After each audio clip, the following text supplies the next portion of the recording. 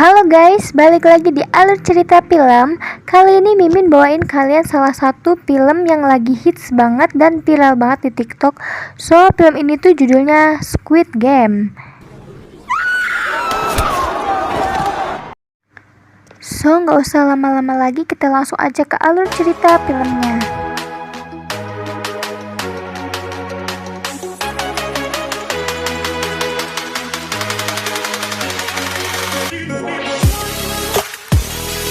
Dan film pun dimulai.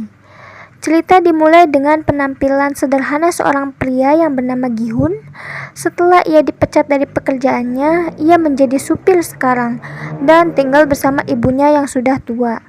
Gi-hun diberikan beberapa uang untuk menghadiahkan anaknya yang akan berulang tahun. Jadi si Gi-hun ini tuh udah cerai ya guys sama istrinya, dan anaknya itu tinggal sama mantan istrinya.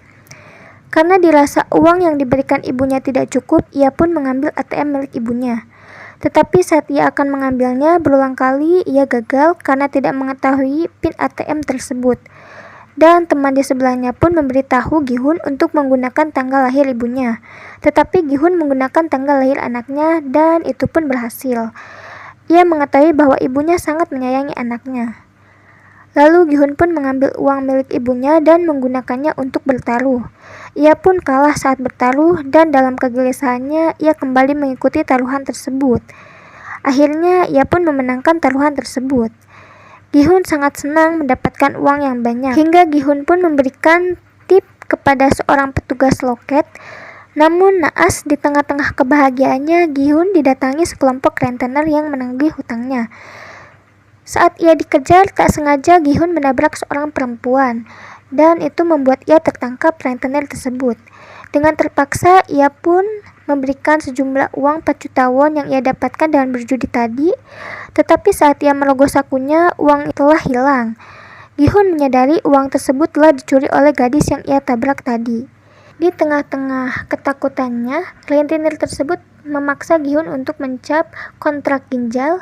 Jika ia tidak melunasi hutangnya, bulan depan rentenir tersebut akan mengambil ginjalnya dan 1 bola mata milik Gi-hun. Terpaksa Gi-hun pun mencap dengan sidik jarinya menggunakan darahnya sendiri. Gi-hun yang sudah kehilangan uangnya kembali mendatangi petugas loket untuk meminta kembali uang yang sudah ia berikan. Dengan sisa uang 10.000 won tersebut, Gi-hun pun memainkan game capit untuk hadiah anaknya. Tetapi naas ia selalu gagal. Beruntungnya seorang anak kecil yang melihatnya membantunya. Dan karena bantuan anak itu, Gi-hun pun berhasil mendapatkan sebuah kotak misteri.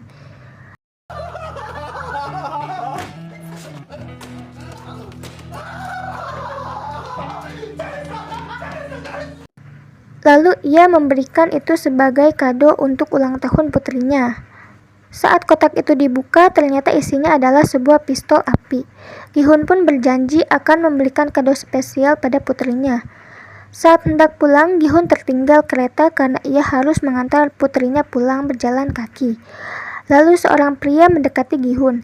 Dengan cepat Gi-hun menodongkan pistol dan mengusir pria tersebut.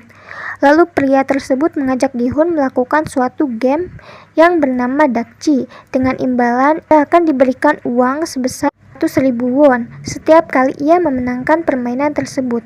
Dan Gi-hun pun memulai game tersebut. Tetapi ia gagal karena ia tak punya uang, maka pria tersebut menampar wajahnya. Gi-hun dengan gigihnya terus mencoba dan selalu mencoba, namun yang ia dapatkan adalah tamparan. Lalu ia mengeluarkan semua tenaga yang ia miliki hingga ia pun berhasil. Saat Gi-hun akan menampar pria tadi dengan cepat menahan dan memberikan uang 100.000 won pada Gi-hun. Gi-hun pun memenangkan banyak uang dari game Dakji. Pria tadi pun menawarkan game lainnya agar Gi-hun mendapatkan lebih banyak uang. Namun Gi-hun menolaknya.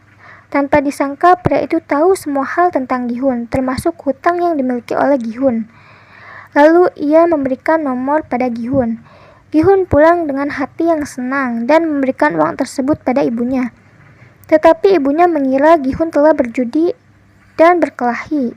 Malah ia juga sempat dituduh bahwa ia telah mencuri. Saat makan malam, ibunya memberitahu pada Gi-hun bahwa anaknya dan mantan istrinya akan pindah ke Amerika. dan menyuruh Gi-hun untuk mendapatkan hak asuh anaknya. Gi-hun menyetujui hal tersebut dan dengan berat hati ia menelpon nomor itu dan bersedia mengikuti game tersebut. Kemudian Gi-hun pun dijemput oleh sebuah mobil dan melihat banyak orang yang sudah tertidur. Tak lama Gi-hun pun tertidur setelah kena semprotan beracun. Gi-hun terbangun ketika mendengar suara musik klasik yang sangat keras dan ia menyapa seorang kakek tua yang sedang menghitung jumlah peserta, di mana ia adalah peserta pertama dan Gi-hun yang menjadi peserta terakhir. Gi-hun menanyakan alasan si kakek mengikuti game tersebut. Di usianya yang sudah tidak lagi muda, si kakek pun menjawab, ia terkena tumor otak dan sudah tua, hidupnya tak lagi berarti. Kemudian muncul seorang lelaki yang sedang memukul seorang wanita yang entah permasalahan apa yang sedang mereka hadapi. Lalu Gi-hun menghampiri mereka berdua dan memukul perempuan tadi untuk menagih uang yang telah perempuan itu curi. Ya elah bang, kirain gue mau dibantuin tuh cewek. Kemudian muncul sekelompok orang yang berpakaian layaknya Power Ranger. Power Ranger.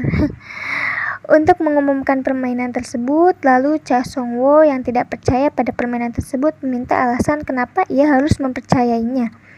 Dan para staf itu pun memunculkan satu persatu data lengkap para peserta. Disinilah kita mengetahui bahwa semua peserta yang ada di situ adalah peserta yang memiliki banyak masalah hutang. Para staf itu mengatakan permainan itu dilakukan secara sukarela tanpa paksaan apapun. Salah satu peserta kembali bertanya berapa uang yang akan ia dapatkan jika memenangkan game tersebut. Dan dijawab oleh para staf bahwa mereka akan memberitahu setelah permainan satu selesai. Para staf juga menegaskan jika ada yang keberatan bisa langsung berbicara saat ini juga.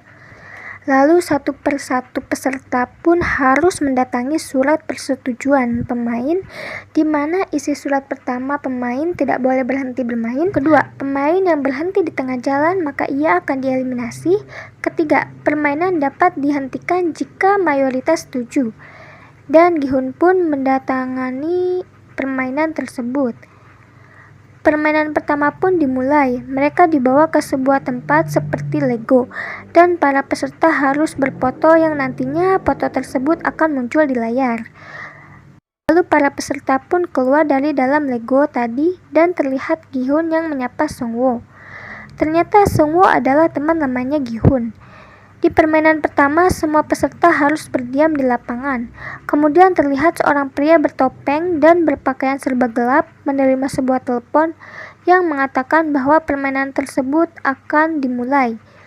Pria itu disebut sebagai Prawn Man dan yang melewati garis akhir tanpa tertangkap dalam 5 menit lolos dari babak game tersebut. Dan permainan pun dimulai. Semua orang bergerak maju. Semua peserta sangat kaget melihat kejadian itu. Semuanya menjadi begitu panik hingga banyak dari mereka yang bergerak dan tertembak. Semakin mereka bergerak maka semakin mereka ditembak. Hal itu menyebabkan banyaknya peserta yang tereliminasi. Sialnya, saat permainan akan kembali dimulai, Gi-hun tertimpa orang yang mati tertembak. Dan dengan santuy nih, si kakek berjalan aja tuh ke depan. Saat semua orang mulai maju, Song-woo memberitahu Gi-hun untuk berjalan di belakang orang agar tidak terdeteksi. Curang ya emang si Song-woo ini. Dan orang yang berada di depan Gi-hun pun tertembak.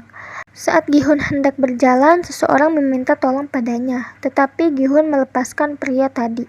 Pria yang sedari tadi menonton di balik layar melihat satu persatu peserta tereliminasi.